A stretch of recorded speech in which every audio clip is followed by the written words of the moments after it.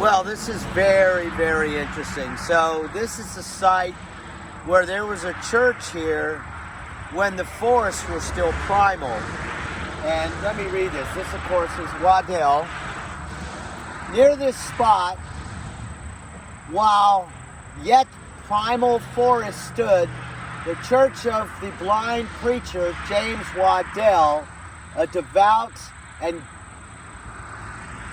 man of God and father minister of the Presbyterian Church, born in 1739 and died in 1805. Socrates died like a philosopher, but Jesus Christ like a god. From his sermon, as narrated by William Wirt, W-I-R-T. So that's pretty cool, actually. It's a pretty old stone here, and of course it is starting to deteriorate, which is sad. But, wow. That's pretty amazing. This would have been very early on. So we've got another sign, Church of the Blind Preacher. Near here was the Church of James Waddel, the blind Presbyterian preacher.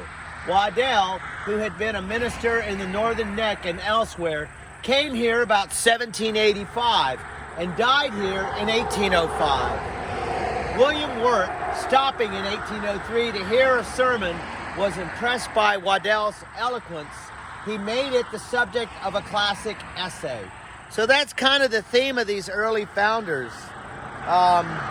Eloquent, well-read, members of thetheir community. I could go down the list of all the redeeming human values, but I'm out here just east of Gordonsville on 15, and again, Church of the Blind Preacher, pretty cool. Motley Patriot, bringing some God history in the morning. See you soon.